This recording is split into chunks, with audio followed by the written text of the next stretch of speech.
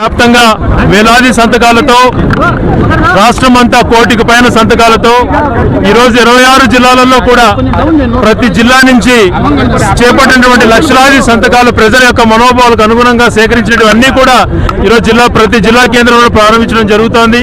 ఇవన్నీ కూడా విజయవాడకు చేరుకొని 18వ తేదీన గౌరవ మా నాయకులు వైఎస్ జగన్మోహన్ రెడ్డి గారు గవర్నర్ గారిని కలిసి కోటి మంది పైగా ప్రజలు తన మనోభావాలు వ్యక్తం చేశారో, ప్రైవేటీకరణ ఏదైతే జరుగుతుందో దానికి అన్నిటికీ వ్యతిరేకంగా ఉండాలని, ప్రజలకు వైద్యం అన్నటువంటి దగ్గరగా ఉండాలనే ఉద్దేశంతో నిర్ణయం తీసుకుంది. కాబట్టి ఈరోజు ఆరోగ్యశ్రీని టోటల్గా నిర్వీర్యం చేసేశారు.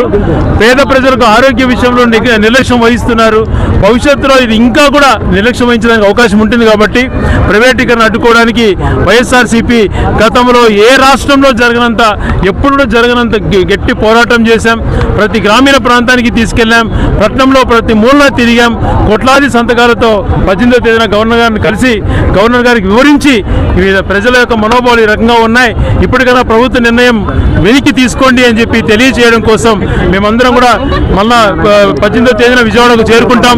ఈరోజు జిల్లా వ్యాప్తంగా, అన్నమయ్య జిల్లా వ్యాప్తంగా 6 నియోజకవర్గాలు దాదాపుగా ఇంకా మన మదనపల్లి తంబలపల్లికి సంబంధించి వందలాది వాహనాలు ఇంకా దగ్గరలో ఉన్నాయి. వాళ్ళు ఇంకా చేరుకోలేదు. మిగిలిన నియోజకవర్గాలు అందరూ కూడా ఈరోజు చేరుకున్నాం.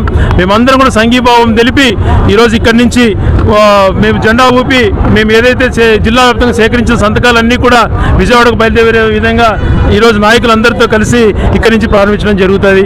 ఇక్కడికి విచ్చేసి సంతకాల సేకరణలో పాల్గొన్నటువంటి ప్రతి ఒక్కరికి కూడా కృతజ్ఞత ధన్యవాదాలు తెలియజేస్తాం.